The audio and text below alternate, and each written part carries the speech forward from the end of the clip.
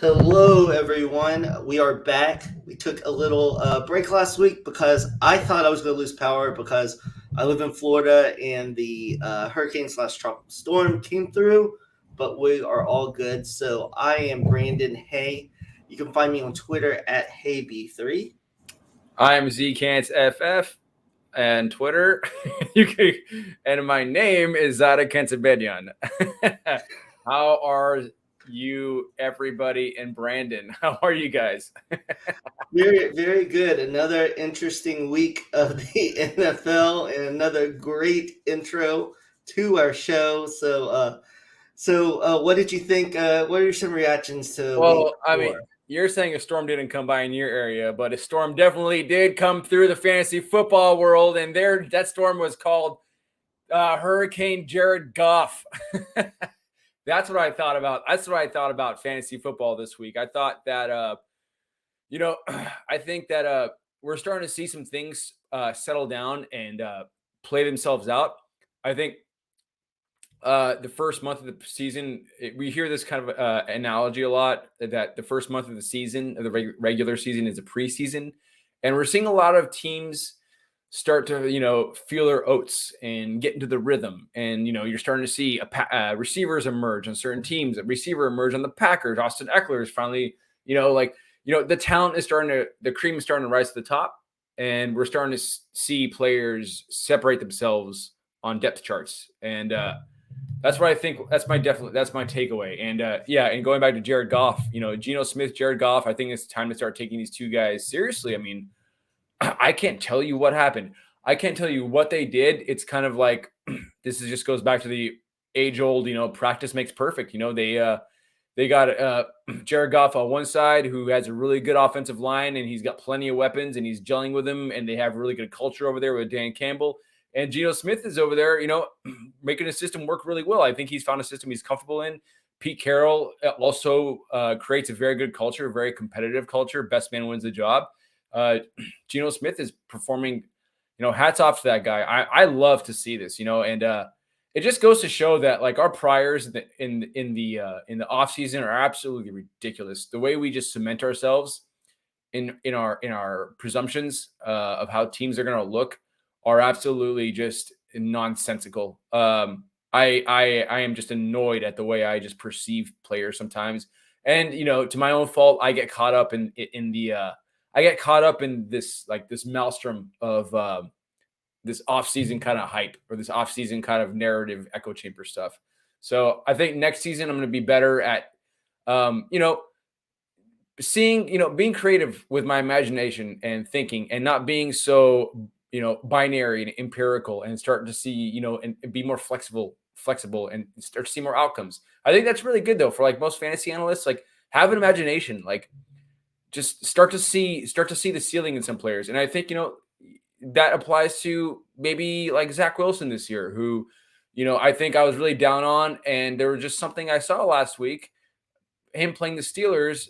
I don't know if it's Saleh and his system, or it's Zach Wilson, or it's an even share of the two. But we saw Robert Saleh go on road and overcome a deficit against the Browns, and he's performed really well against the Steelers on road again against an AFC North team. Not really easy defenses to play against, but Zach Wilson, there has to be something to be said for Zach Wilson, how he performed. You can't just go in there and perform poorly and come out with a victory. Zach Wilson went on road after coming back for his first week, coming back from a victory, and helped his team get a victory.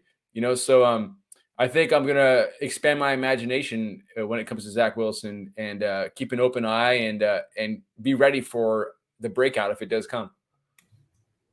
Yeah, I think another thing, talking about not falling for the hype. I think one thing is to a certain extent trust your gut on players. Not overthink it, or just take everyone talking up someone up, and kind of just trust what you think would happen. There was a lot of situations, in Miami. I didn't see Raheem Mostert taking over all those snaps. He's even in on third down and late in the game. Chase Edmonds kind of gets those weird shovel passes or weird situations near the goal line. I didn't necessarily see that happening. I didn't think the Miami offense could support both of those receivers, like it did, even though they're not throwing it necessarily deep to them. They're getting them the ball. The Chiefs are just fine, even without Tyreek Hill. They find different ways to do it, but they've, improved their defense. They're running the ball a little more, and I think it just shows people were doubting Patrick Mahomes, too much. When I was up in the Expo, some people were talking about they were having him as like the quarterback 5 or 6 for this coming season. And I get to an extent, but the players they're putting over them, I didn't necessarily agree with. And, we've seen, Jalen Hurts, he struggled a little bit early in that Jets game, but really came back and they played very well. The Colts look to be in trouble. They seem to fall behind, and they haven't really been able to run the ball. And Jonathan Taylor is out this Thursday, so I think that's going to be not a great game to watch on Thursday night, because I still don't know what's going on with the Broncos. So some early reactions, and the Cowboys righting the ship without Dak, which is crazy. Lots of surprises this year, right? And Cooper Rush is doing it on a team where they're down Tyron Smith, right? Like they still, like their offensive line is really, playing lights out, and they're doing a good job of protecting Rush. And Mike McCarthy, you're coaching the team well. I guess I don't know. I don't want him to be coaching the team well, because I don't want him coaching any other team ever again. But I mean, they're winning games, and they haven't played, the favorite for Super Bowl probably right now, the Philadelphia Eagles, but they have played. They've taken out the Bengals, and they've done a really good job. And I think we're seeing a lot of teams this year doing really well and adapting to their situations, and kind of save for the LA Rams. They don't know what the hell. I don't know what those guys are going to do. But yeah, I'm glad you brought up before we move on. Yeah. I want to talk about them. Talk about it. So, with the Cam Akers, Darrell Henderson, I mean, that doesn't seem to matter because they can't run the ball. It doesn't matter which one's in. I do think Henderson looks more explosive than Cam Akers. I don't understand what they thought Allen Robinson was, because they keep, on TV, they keep on talking about they need someone to, be the field stretcher and everything. And if they thought that's what Allen Robinson was, then that was their mistake. I mean, I think they need to find ways to get him the ball. I just, sometimes Sean McVay is definitely a great offensive mind, but I think sometimes he kind of puts himself in the box that like he likes to do things and doesn't really come out of it. Obviously they have gotten beat, line of scrimmage. Stafford was very good last year, but I don't think Matt Stafford, like a Pat Mahomes, a Josh Allen, that can carry a team that, when people aren't open and everything. You need to scheme it up a little bit for him. He can make some throws, but he can't consistently, because you saw, he's making some bad throws. He's locking in on Cooper Kupp. I kind of thought Tyler Higbee might have a bigger role with Van Jefferson out, and he has. We'll see when Van Jefferson comes back. But I don't really know how they get this fixed on offense unless, they just play worse competition. Right. And I think what they had with Allen Robinson was, I think they were just going to primarily use him as a possession receiver. Like that's kind of what he is now. I don't think they really had any delusions about that. But I think when Van Jefferson went down, they kind of forced Allen Robinson and this down the field, go route guy, which he hasn't been for a while now, for several years at least. And then they got Ben Skowronek playing what Allen Robinson's role should have been. And then they got Cooper Kupp playing as the safety blanket for Stafford. And that's forced the team, Van Jefferson, it's almost like Van Jefferson, like kind of unraveled the plans for the team, because like now, even if they did have Van Jefferson, they got an offensive line that can hold up for that route to develop, right? So they got to figure out a way to deliver the ball in a way where they can get it out short, intermediate, because they don't have time to throw deep, while not being predictable, because we saw the safety from the 49ers read Stafford and get a pick six and take it home. So now they can't throw deep and they become predictable. So I don't know. It's going to be really interesting. It's going to be really telling about Sean McVay and how he works around this, right? I still think they're going to feed Cooper Kupp. They're doing a really good job of getting Cooper Kupp into slot. I think that's giving them like some breath, some life. But outside of that, they got to be a bit more creative. They got to do a better job run blocking. I think their saving grace right now is to just get good at running the ball, because outside of that, it's the only way to keep kind of safeties and like linebackers honest, right? Like you got to get good at running the ball. So they have to work on running the ball in practice this week. I think that's the only thing they can do with an offensive line that can't protect anybody. Right, and what you're saying about those deep shots, I know that McVay loves to run the ball and off of play action do those deep shots. I don't think he can do that very often unless he match protects on that. And I think they should probably try to, because I think both running backs are good receivers out of the backfield, maybe more screens, on that and everything, which I'm surprised they aren't doing that. But it seems like Cooper Kupp is still going to get fed. So, the teams I have Cooper Kupp on, I'm happy with that because he's pretty much going to get double-digit receptions every game until they figure something else out with another receiver. Absolutely. I'm not complaining as a Cooper Kupp owner. I'm not complaining about it, but I'm worried about the team as a whole. Gotcha. So now we'll move on to the next segment where we're kind of talking about this for players that have had a slow start to the season and what we kind of expect for them the rest of the season. Do you want to go with your first guy? Yeah. And this is, I think we're still in that part of the season where we got a lot of guys starting slow, and we have a lot of people that this is important to discuss too, real quick, because we have, every single week, people get entrenched in what's going on, that they think that this is how it's going to be for the entire season, and they just forget and lose grasp of how long of a season it's going to be, and it's going to ebb and flow a lot, right? So my first guy is Kenneth Walker, and this speaks perfectly to the narrative of it being a long season, because he's playing behind a guy, Rashad Penny, who's very good. No one's saying he's not good, but he is injured a lot, right? And we always see players with extensive injury histories go down again at some point in the season. It's just bound to happen. Injury probability is a real thing, right? So Kenneth Walker right now, is playing behind Rashad Penny. He's not really getting any work. Rashad Penny is playing lights out, and I don't expect Kenneth Walker to get extensive looks while Rashad Penny's starting. But right before we started the show, Rashad Penny did not practice on Wednesday, right? Look, and I don't give much credence to Wednesday practice reports, but it's Rashad Penny, right? Kenneth Walker was just dropped in my league this morning, right? That's where it's at. When Rashad Penny goes off like he did against the Lions, expect to see Kenneth Walker start to get dropped in a lot of leagues, because they're like, all right, Rashad Penny's for real. Kenneth Walker's never going to get a shot. No. If you have a chance, Kenneth Walker, right? Guys like this, Rachaad White, Isaiah Pacheco, Jaylen Warren, these are the guys that you want to stash. They're going to pay off at some point, because they're playing behind people who are injury prone. So Kenneth Walker, he's probably the most talented of all those backup running backs I've mentioned, and will be a major payoff on a team that all it wants to do well is run the ball. Kenneth Walker is my first guy. No, I definitely agree. And as a Rashad Penny owner, I do not like to hear that, he didn't practice, but we'll see.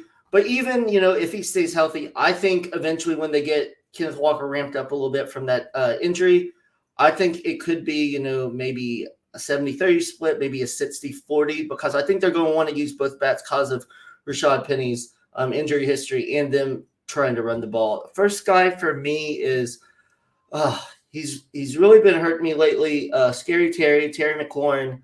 But I don't really blame him. For some reason, Wentz has not been good lately. And, I really love Jahan Dotson, but I didn't think he would get all these, touchdowns early on.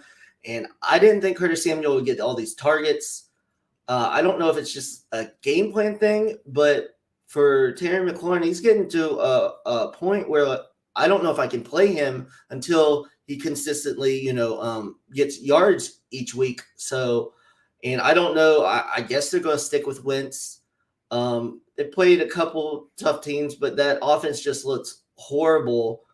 After the first week when they played the Jaguars, which the Jaguars had turned out to have, at least a middle of the road defense. I mean, they look pretty good, but yeah, I don't know with the return of Brian Robinson if that helps a little bit, but with another running back returning, that they might run the ball more. So he's a guy that's a slow start that I think he'll pick it up a little bit, but he's definitely not going to meet the expectations that I at least thought he would have with what I thought was the best quarterback he's had in his time in the NFL. Yeah, and I don't know. Carson Wentz is just. I think Terry McLaurin will be fine, but it depends on where your expectations were for Terry McLaurin coming into the year. If you were high on him based on Carson Wentz's presence, then yeah, I think you're going to be let down. I wasn't high on Terry McLaurin, but I mean, I'm not right about everything. I wasn't high on DK Metcalf, right? And this is like we were discussing to open this show. It's readjusting our expectations or keeping a mind open about how players can improve and not fighting that. So, there's still time for Terry McLaurin, like you said, to come around and, like we said, let the cream rise to the top, let the talent win out. It's all about like Carson Wentz, though. He's just the way he needs to distribute that ball. He needs to get it going. He needs to stop playing like, such a bad quarterback. And, I'll say it nicely. I don't want to curse, but yeah. Terry McLaurin is they need to start feeding him, and we'll see what happens with that. My next guy is Travis Etienne. I think that he's gonna eventually cut into James Robinson's snaps. I think what we saw in week 1 and week 2 with Travis Etienne was a rookie just trying to shake off his nerves and try to fit into the NFL, right, in the professional league. Travis Etienne, I don't care what you think. I know that he is a very talented running back. He is athletic as hell. He's going to be a part of that offense, and he's going to have a bigger and bigger role as time goes on, right? Right now, I think week 4, he had like a near even split with James Robinson against the Philadelphia Eagles, right? And what should have been a heavy James Robinson game in a bad weather game. But we saw Travis Etienne in it. He didn't produce many fantasy points, but he was on the field a lot, and that's a really good thing, because the Jaguars now this year are a good team. I like Trevor Lawrence, I think, is going to be a viable quarterback if you want to start him as a QB1 in lieu of the wasteland that quarterback is. I mean, quarterback is just as bad as tight end right now. Quarterback is horrible. Like, there's like 3 good quarterbacks and like all the other quarterbacks suck. So like you can't just so going back to Travis Etienne, I think as he starts to work his way into the offense and Doug Peterson, who always likes to use a committee, starts to figure out how Travis Etienne is getting comfortable and where to use him best. I think we're going to see – we saw an image of what Travis Etienne was supposed to do in week 1 when he had a couple drop passes on some, swing routes in the red zone. Like, I think that's how Doug Peterson wanted to use him. I think he had to scale it back a little bit and understand that Travis Etienne needed to get used to the league, and I think we're going to see them kind of go back to what they wanted to do originally with Travis Etienne, use him as a weapon out of the backfield because he is a good runner and he is a good pass catcher. We just need to get him going a little bit and get his feet wet. Yeah, I was surprised about the J-Rob, lack of touches. I actually, was wondering during the game, maybe he was a little dinged up, but I don't really know everything with that. But yeah, I totally agree. I think Etienne, the last couple of games between the tackles, he's been running a lot harder. Kind of probably a couple games needed to adjust to the physicality of the NFL. I definitely think he's going to get better as the season too, but about what you're saying, readjusting expectations, the ones that thought he could be like a borderline running back 1 this season, I think we have to readjust because we didn't know J-Rob was going to come back like this and he was going to play so well. I do think they need to scale back his touches. Maybe that's what they did this last week because giving him 25, 28 touches, coming off that injury, I just don't think is wise. Most running backs aren't getting those anyway. So my second guy is DJ Moore, and I don't know. I don't know if he comes out of this because the thing is he's getting targets. I mean, they're not good. They're not many good targets, and I will admit this, totally wrong. I thought Baker is going to be good for DJ Moore. I thought Baker could be, serviceable this year to get those receivers the ball, but he's not. He's broken. I don't know if that last year in Cleveland broke him, but I'm surprised they haven't. well, like is Darnold still out? Yeah, he's So out still. so I don't know. I guess Walker's there. Yeah, so they're kind of stuck with Baker, but yeah, that offense is just really bad. Rule can't really scheme anything up, and Baker just isn't doing enough for that team. I did hear rumors about DJ Moore possibly getting, traded to the Chiefs. Obviously, if that happened, wheels up for DJ Moore. Whoa. But on the Panthers, I mean, he's getting the targets. That's at least the good part. He's involved in the offense. So there's going to be games where he probably breaks out and he catches, some tough passes from Baker and, makes some plays. But it's just going to be hard to count on him. And he's definitely, I guess, wide receiver 3 flex territory until they can figure something out or he can put back-to-back games in. So, yeah, it's definitely rough for DJ Moore. We have DJ Moore playing with a quarterback who can't fit it into the NFL-sized open window.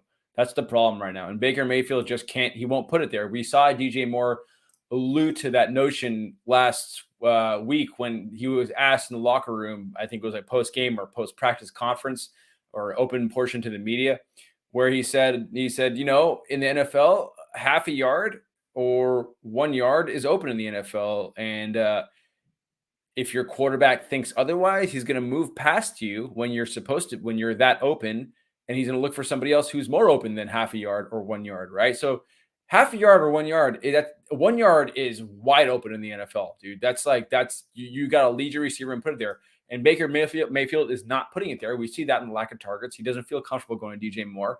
He wants to go to Laviska Shenault and created screens, and so it's Baker Mayfield. I think he unless he sees like a hypnotherapist and or just snaps out of it one day and grows a pair and just starts to not give a fuck and just throw it in there, and it's the only way it's going to help. But Baker Mayfield's playing way too cautious, way too careful right now. He's trying to take care of the ball way too much, and it's costing his team. It's making him way too predictable of a quarterback.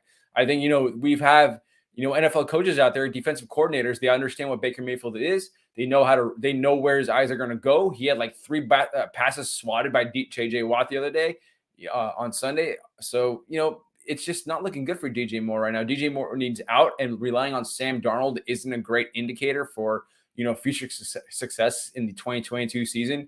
So for right now, yeah, DJ Moore he should be on your bench. He shouldn't be starting for you. He doesn't really offer anything for your team. He's very low floor.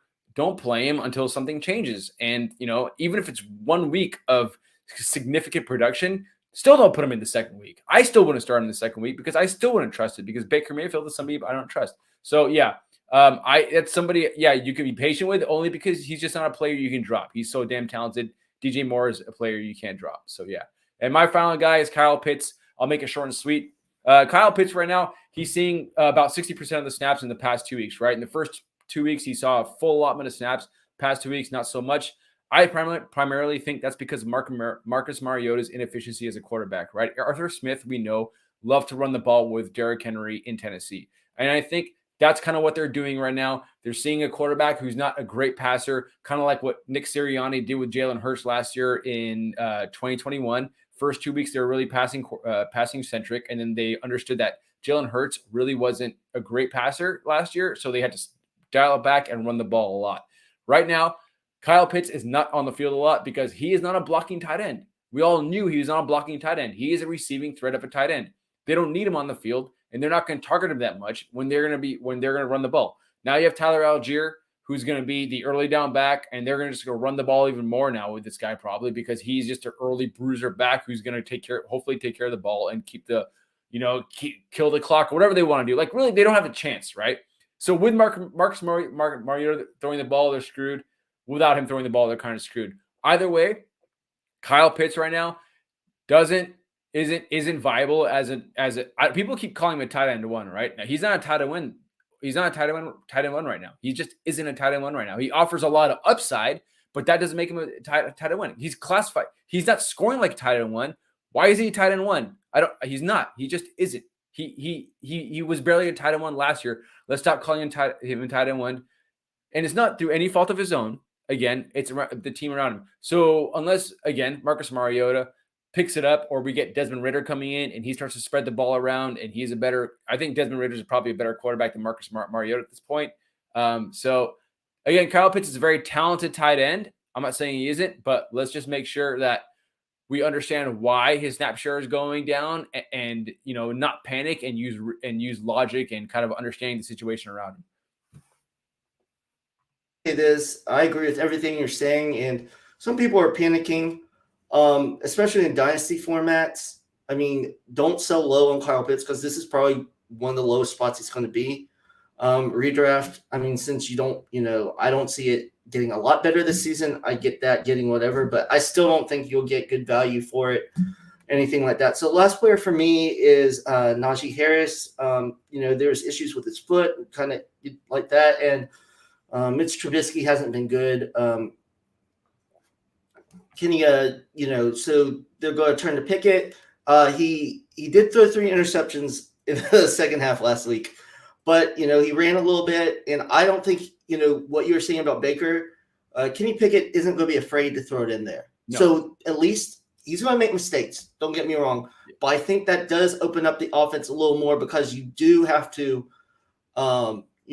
defend against that. He has those receivers. I think since he played more of the second team. I think George Pickens could get more targets too, and he should, because he has a crazy catch radius and everything. And I'm hoping maybe too we get some.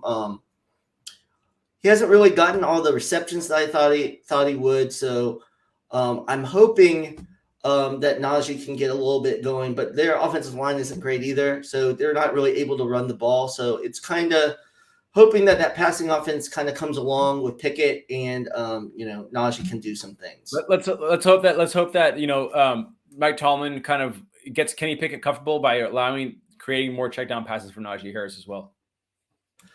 Definitely. And talking about running backs, let's just kind of go through some of these murky running back situations, mostly having to do with injuries. It was very sad to hear that Javonte Williams tore his ACL, and it's a pretty serious knee injury, so who knows when he'll be back. But with the Broncos, they signed Latavius Murray, they have Boone, they have Melvin Gordon. So Melvin Gordon is viable again, but he was going through some injuries this week. What do you think about this Broncos backfield? Do you want to roster Latavius Murray, or are you just trying to, if you have Melvin Gordon, that's good, and not really trusting any of the other bats? Yeah, I'm not really. I mean, it really all comes down to, say if you're in a 12-team league and you need a running back, and Melvin Gordon's already rostered on another team because he was rostered nearly on every league.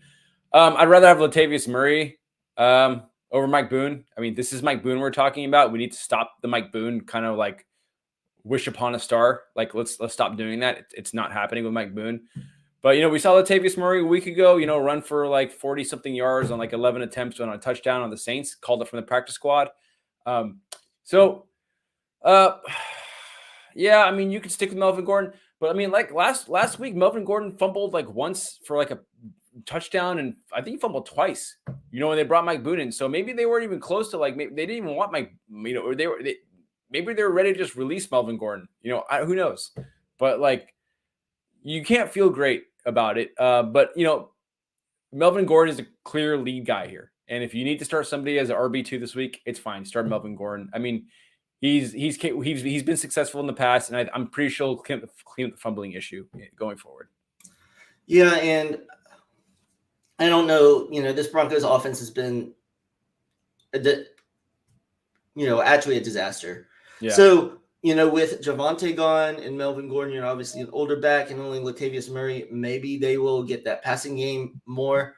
It just seems like Nathaniel Hackett wants to be a run-first team and play off of play action everything, which is crazy to me after going to get Russell Wilson and having Cortland Sutton and Jerry Jeudy outside. But anyway, so next is the Dolphins. This one I kind of mentioned earlier.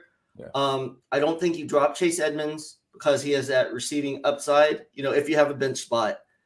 But I was big on him for the season. I don't think you can play him, especially if that snap share is that low until Raheem Mostert gets injured. But Raheem Mostert gets the most rushing but I mean, he hasn't scored a touchdown yet. So it's probably a good floor, but not much upside. So he's like a running back 2 or a flex. Would you really want to touch any of these Dolphins running backs right now? Not really. I wouldn't want to. I'd rather, if I was going to roster one, I'm not going to roster Raheem Mostert because, yeah, he is the bigger back and he is the more trusted early down back because he is the bigger back and he's more familiar with the system. But I wouldn't want to roster. I'd rather honestly roster Chase Edmonds because Raheem Mostert is probably going to get injured very soon if they keep this up with him. If they keep using him as an early down runner. So I mean, Chase Edmonds is a fine stash. I'm not considering Chase Edmonds dead. He still has some value. They're still using him in the red zone, giving him high value touches. And when and if Raheem Mostert goes down, they're going to be forced to use Chase Edmonds in a role where, when that time comes, Chase Edmonds will be more comfortable with the blocking. And he gets, he is not going to create more yards as Raheem Mostert does because Chase Edmonds is a smaller back. But Chase Edmonds was a high producer. He produced a lot of yards in college. He was a workhorse, I think, 4 or 3 years in college. I think he had over 200. He had like 200 something, like 40 touches in 4 years in college. So people think he's a slight back. No, he has an extensive history of being a proven early down back. So I'm not quitting on Chase Edmonds right now. I'd rather prefer to have Chase Edmonds right now. I think this offense is a very good offense to be part of. I hope Tua Tagovailoa comes back. I hope he's healthy enough to come back. Honestly, wouldn't hate it if he stayed out because I would fear for his safety. But if and when he does come back, the offense, the value of this offense and all the pieces in it will go higher, and Chase Edmonds' value will be even that much more better. He's just a stash right now. Chase Edmonds is pretty much what I think it's kind of crazy to think about, but he's kind of like what Rachaad White is right now as far as a stash, right? He's kind of like that, right? So it's kind of both one and the same. Definitely. So we discussed the Rams earlier. In my opinion, I mean, if you have those bats, I mean, you're keeping them. On one league, I have both, and like every week, I'm like, I have to start one of them, but I never know which one it's going to be because pretty much you're just hoping it's the back that's in when they're in the red zone and they're going to fall in the end zone. So it's it's a 50-50 gamble every week because like they said before the season, I think they're splitting it pretty evenly, and it's not like one is a specialist, to the other. They both can play those roles. So until there's more clarity on, them running the ball more, I think both are going to be involved. Both have injury history. So until one of them gets injured and the other one will get all the carries, I think it's, definitely probably a 50-50 split. Yeah, you just got to sit and wait and try your best not to start any of them.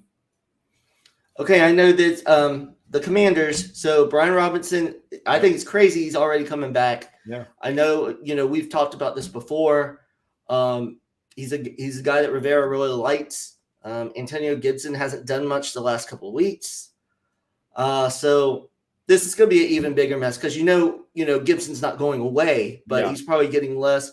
McKissick's getting a lot of the targets, so it's pretty much the targets to McKissick, and then Gibson and Robinson possibly just splitting the running carries, which is just a mess. I don't get why. I mean, I'm a big Brian Robinson fan, that, and I said sell Antonio Gibson after week 1. We had that show, and I said he was one of my players to sell.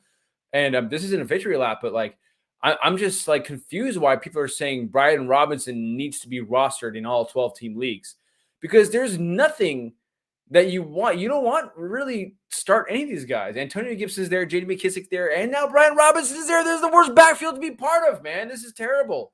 And, Carson Wentz playing like shit. Like, it's just terrible. Like, you don't want Brian Robinson's there. Each is a stash until like one gets injured. And then, like, if one gets injured, the other, it's still going to suck. It's still going to suck, dude. It's still going to suck back there. If Brian Robinson gets injured, then it's Antonio Gibson and J.D. McKissick. And for some reason, Ron Rivera hates Antonio Gibson. I like Antonio Gibson. Just because I like Brian Robinson doesn't mean I hate Antonio Gibson. I love Antonio Gibson, dude.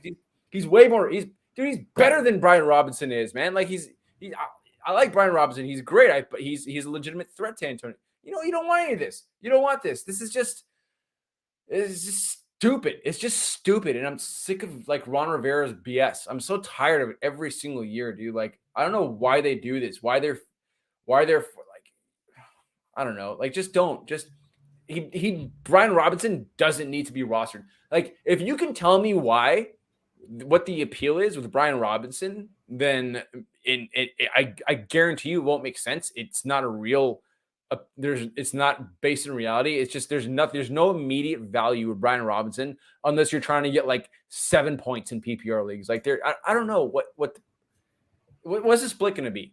You know, the split percentages are going to be insane. What's Brian Robinson going to have tops? Like, you think Brian Robinson going to have 60% of the snaps, and then Gibson and JD McKissick are just going to split snaps? That could be something. I don't know, man. I don't know. One thing is, first I want to say this. This has happened with Rivera before in Carolina when he had D'Angelo Williams, Jonathan Stewart, and remember big vulture Mike Tolbert, where he would just like fall in the end zone. Well, I think like Brian Robinson can do more than that, but we need to see, is he going to be purely the goal line back? How's that going to work? And the way that this team's playing, they're falling down like fast. So that's probably going to mean McKissick's probably the most valuable right now just because he's getting the targets.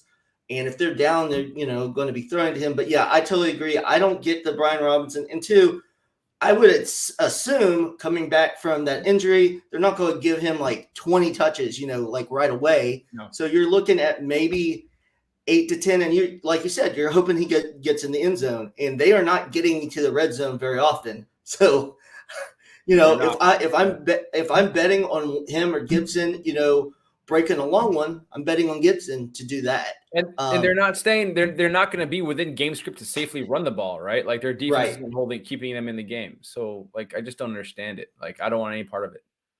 Okay, and the last one is the Ravens. This one is kind of an interesting situation. Because I think Dobbins looked pretty good, but I saw that Gus Edwards is back on the practice field. Hill they kind of like, but they said he might miss a couple games. What do you think about this? Do you think they're going to ease Gus Edwards in and Dobbins get the lion's share of the carries? What do you think the amount of touches for Dobbins per game is really going to look like? If Gus Edwards comes back? Yes. I think I'm going to have like 12 to 13 touches a game. If Gus Edwards comes back and he's hypothetically healthy this week, say if that was the case, say Gus Edwards ready to go, ramped up, full workload, 12, 13 touches, favored for passing down work, maybe 3 targets a game at the most. But Gus Edwards is scary for J.K. Dobbins because he is such a good goal line back and like a short yardage guy. That's kind of terrifying. But J.K. Dobbins is a very talented running back, and he's fine for an RB2, but don't have any more higher expectations than that. It's all about where you set your expectations, and that's going to lead you to managing your rosters, wisely. Yeah, definitely. Big Dobbins fan, but with the injury, this is what I always said with this team. As long as Lamar's there, it's going to cap the ceiling on any running back, even if there's only one running back they use. But we've seen John Harbaugh and Mark Roman, they don't like to just use one running back. Even, when Mark Ingram was at the top of his time in Baltimore, they always kept on drafting running backs, always rostering, at least 3 or 4 running backs. They like to spread it around. So, like you said, running back 2, but it's, he might have a big week every now and then, but when they get down in the goal line, they either are going to look for, Mark Andrews to throw the short passes or something like that. But yeah, that's definitely caps his potential there. Mm-hmm. So next, we're going to talk about players that we should trust. These are players that we didn't necessarily trust coming in the season, but they've, first about quarter of the season have performed really well. I'll go first. This was a player I didn't really want to play at all. I didn't want to roster at all. But Miles Sanders with the Philadelphia Eagles, I was kind of worried about all the backs, but they've really started to give him more carries. He has had 15-plus carries the last 3 games. He had a huge game against the Jaguars if he stays healthy. They're not really splitting up the carries. The only problem is when they get down to the goal line, like last week, Kenneth Gainwell only had a couple carries, but he had one for a touchdown because they gave it to him, in the red zone. And they seem to – it almost is like they're playing against Miles Sanders because they only want him to have one touchdown a game, and they'll give it to Boston Scott inside the 10, then Kenneth Gainwell. So it limits the touchdowns, but he's definitely the running back you want for the volume. And I'm going to have to start playing him after the last couple of games because he's getting the attempts, he's looking good, he's running hard, and he's kind of playing what we thought he should have the last couple of years.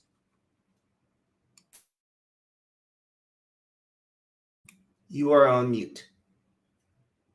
Yeah, it's crazy to admit it, but Miles Sanders is actually a legitimate, he had an RB1 performance last week. So, and on a team like the Eagles, the way the Eagles are performing this year, it's wheels up for Miles Sanders. My first guy is Breece Hall. I think, I think week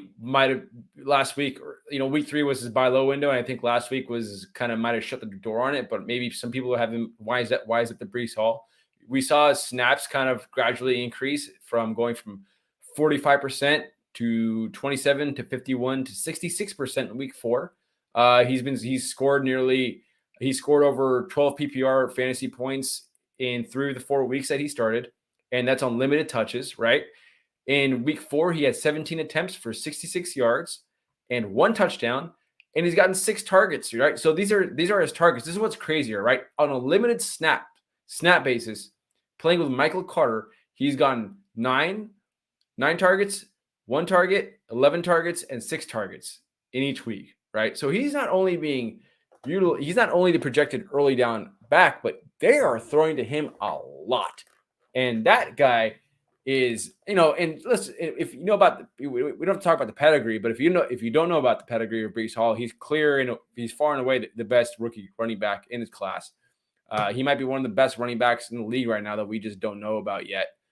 So Breece Hall, if you have him, go ahead and start him this week. Honestly, I think I got questions about, should I trade Dalvin Cook for Breece Hall and Travis Etienne? I said, yes, you should do that right now in redraft. You should absolutely do that right now before they turn down that offer because it's not going to be there this week after this week. So Breece Hall, be patient with him. And it's probably going to be only 1 week of it's only going to be till Sunday probably because after Sunday, no patience required because the breakout's going to happen.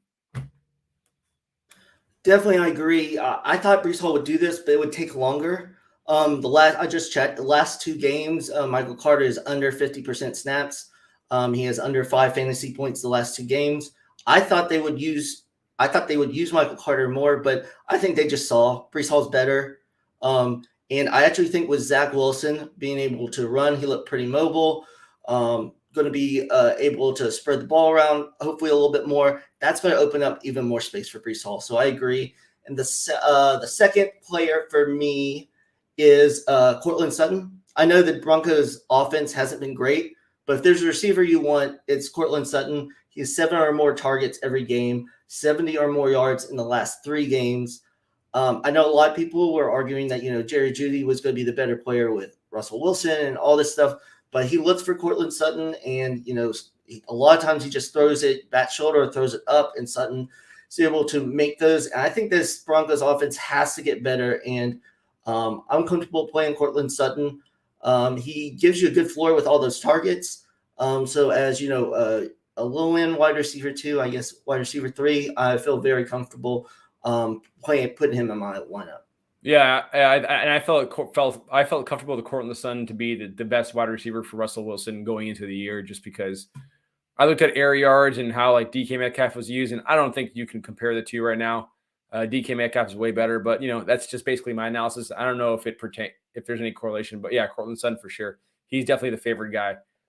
My second guy is Jared Goff, and it's just crazy to think that. It's one thing to look at as his fantasy points. They've been up and down every week. He's been 15 points in week 1, 27 points in week 2, 17 points in week 3, and then last week he had 37 points, right? And I'm not expecting him to be over 30 points every single week. Maybe not ever again for the rest of the year, but it's entirely possible because they've surrounded him with really good weapons, right? And they've gave him what's more important. He probably has the best offensive line to throw behind, right? He got sacked once in week 1, right? In week 2, Washington really came after him. They sacked him 3 times. Didn't get sacked against Minnesota. Got sacked once against Seattle. So he's okay back there pretty much. For the most part, through 4 weeks, he's been okay back there. He feels comfortable. And that's the thing with Jared Goff. I don't know if we can recall, but like in LA, like once he got frazzled, it kind of fell apart. So Jared Goff, they've got him comfortable back there. They got, Jamal Williams running the ball really well. Josh Reynolds is stepping up. Hopefully Amon-Ra St. Brown comes up. TJ Hawkinson, the names, the faces. Like these guys, like I don't see any reason why Jared Goff can't be a QB1 for the rest of the season, right? And once his weapons start to get better, and that Lions defense can't stop anybody, any other opposing offenses. Jared Goff is going to be forced to produce. And I think 4 weeks through an 18-week season is enough of a sample size to say, this is going to be a real thing going forward.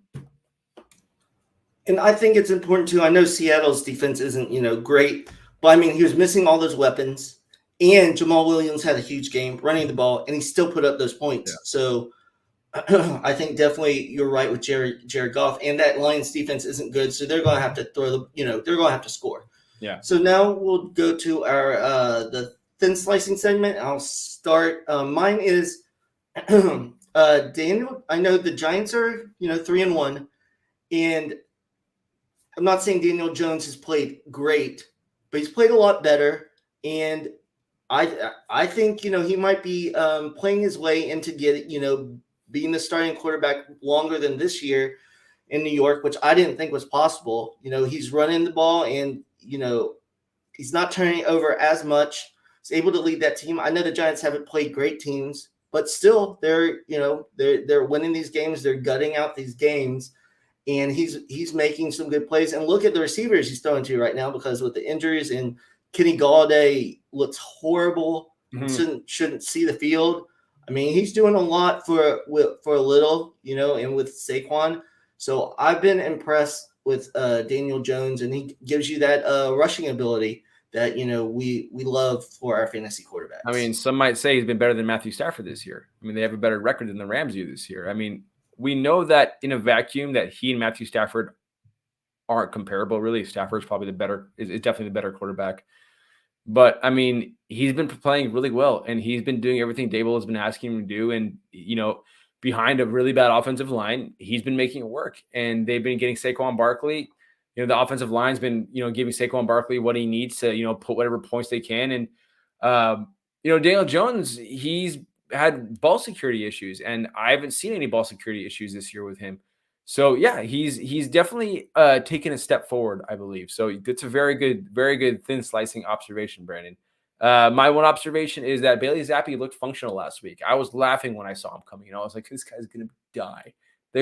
Packers are gonna kill him. They're gonna murder him. No, he was fine. And they have Ramondre Stevenson and Damian Harris to set the tone and the pace for that offense through the ground game. And the game script wasn't too bad, but he looked very composed, and he performed really well. They didn't ask him to read from sideline to sideline, but he played well. He didn't look like he was falling apart back there. He looked pretty comfortable pretty quickly. And I'm not saying that he's going to be fantasy viable anytime soon, maybe never. But as far as real football goes, I mean, if Brian Hoyer's out again this week, and we see that we saw that. What's the league QB1's name? Mac Jones. We saw that he's kind of back in practice this week, and they're playing the Lions. So I mean, I don't think they'd feel totally uncomfortable with starting Bailey Zappi again and letting that having him be the starter, taking those starter reps in practice this week, having him get comfortable with the receivers. And just, all about raising that comfort level and having Ramondre and Damian Harris lead the way. I think, that could be an upset where they can possibly upset the Lions and, have the defense, step up and, roll up their arm sleeves. Yeah, I agree. And I don't really, with Brian Hoyer, since we saw Bailey Zappi play well enough, that we know it's not over his head, I don't really see why you would play Brian Hoyer over him anymore. I think this could be another situation where the Patriots found that that backup quarterback that could play some games. get everyone's attention up, and then they kind of like Jimmy G, and then they trade him for the capital if they truly think Mac Jones is the future quarterback. So I totally agree with that. So we'll finish out the show like we normally do, talking about a couple games we're excited to watch this week. One for me is the Steelers Bills. One of it is, can the Bills kind of get back to where we thought they couldn't be stopped last couple of weeks? They've looked rough on offense. And then with the Steelers, with Kenny Pickett in there, I know there's going to be growing pains, but is he going to show promise? And for us, for fantasy-wise, we just want to see him be able to get it to those receivers, even if they lose. And we saw Mitch Trubisky wasn't able to do that. And the receivers were definitely getting frustrated. So I'm very interested to see how that goes. And Tomlin, as the season goes on, sometimes you think they're dead in the water, and then he just finds a way to manufacture wins for them. So I'm very interested to see how that game goes. Yeah, it's going to be, I think we're all expecting, Pickett to get, throw like 4 interceptions and just go through hell, but we can be surprised. We'll see what this kid has some moxie, So my first game is Bengals Ravens, and primarily because I want to see what happens on the Bengals side of the ball. They barely eked out a win against the Dolphins, only because Tua was knocked out of the game, and it allowed the defense to kind of hold the Dolphins offense in check a little bit. But let's see. This is going to be their first real test, I believe. This is going to be the first really good team they're going to play. They played the Dolphins. They played against the Cowboys in Dallas. They got owned. They got pretty much owned that game. Last year, the Bengals came to Baltimore, not in a primetime game, and Jamar Chase went nuts. And I want to see, is Jamar Chase going to show up this year? Their secondary isn't there. The Bengals secondary isn't there. Joe Mixon, they can't run the ball with Joe Mixon. Let's see what they do if they force the issue with Joe Mixon, and let's see if the Bengals take to the air and fully unleash Jamar Chase and T. Higgins. T. Higgins already unleashed, but let's see if they fully unleash Jamar Chase. I think this should be a really good Jamar Chase game. I don't think the Bengals defense poses a threat to the Ravens offense. So I think the Ravens offense can get up early and force the Bengals and Joe Burrow to start throwing the ball excessively. That's definitely a good one. And on the Ravens side, just to see, because they've had leads the last 2 games and they've given them up, see, if they can finally start closing the deal. That's going to be a good divisional game. And the next one for me is the Cowboys-Rams. See, can Cooper Rush keep this magic going? And second, that Cowboys defense looks very good. And are the Rams going to be able to block enough, on Parsons and all those rushers, be able to pass the ball? It seems like Trevon Diggs hasn't been getting burnt as much this year. So we'll see how that goes. But definitely because, the Rams cannot afford another loss here. So going against Cooper Rush, it's probably going to be a more control game on the Cowboys side, run the ball, and try to keep it close and be able to win in the end. So we'll see if this Rams offense after that bad game against the 49ers, if they can bounce back. They're gonna lose, man. Rams are gonna lose this game. You know it. I'm looking at their schedule and I don't see anything good for the Rams. It's just not going to be good for the Rams right now. The Cowboys are going to beat the crap out of them.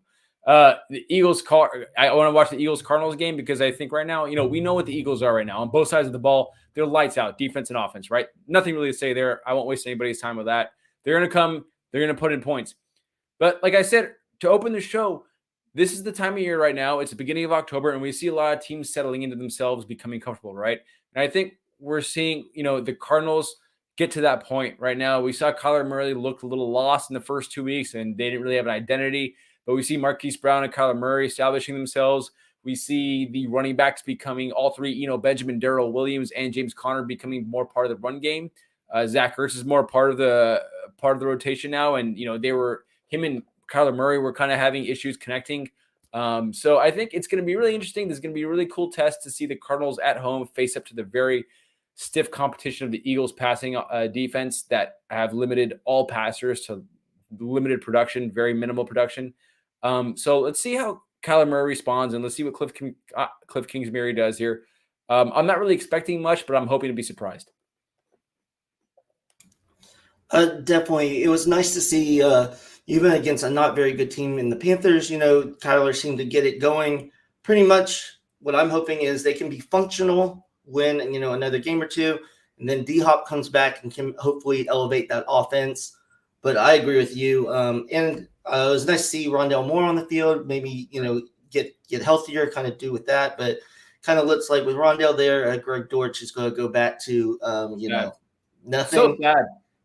Yeah, I know. I was hoping Rondale. I could get one more week out of him, so I did play him because I didn't know the status of Rondale Moore coming up to the game, and then I was very disappointed. So it sucks because I think he should still get the ball some, but what Cliff isn't very creative, so he's going to go back to the bench until Rondale Moore gets hurt again. He's such a stupid ass. He put him out there for 84% of the plays, right? I think he played like 84% of the snaps, and it's just same old shit like we saw in 2021 with Rondale Moore. Like they're not even freaking producing with him. They're not even using him correctly. So why even like put Greg Dortch on the bench?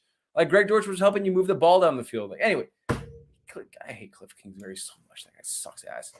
I know. Anyway. And as a Rondale Moore truther, I hate it. I hate it because when you run him like all the way in the backfield and then throw him the ball in the backfield, the defense is going to know what you're going to do. Like just like do anything else with him. Do what like normal slot receivers do. Run crossing patterns. Run, do something. Stuff. I don't know, like creative. When you could get so creative with him, I would love to coach that guy. I would have so many packages with him. I'd feature the hell out of him, dude. I put him in a wildcat. I put him in motion all the time. Put him in the slot. I put him outside. I put him in the backfield. I do so much with him, dude. So much. Think about if he was like on the Bills, they would use him like crazy with Josh Allen. Crazy. Or the Eagles. Imagine if the Eagles. The Eagles would do great too. I bet Sirianni is watching Rondale Moore over there not being utilized properly and be like, dude, you got to come over here to Philadelphia. We do. Imagine him on Philly, bro. That would be sick. It would be nice for Rondale. So that does it for this week. So we'll catch you guys next week. Enjoy all the games. I am Brandon Hay, and you can find me on HayB3. And I am ZCantsFF, and you can catch me on Twitter tilting my ass off on Sunday because my entire bench went off and my starters didn't do shit. See you guys next week. Later.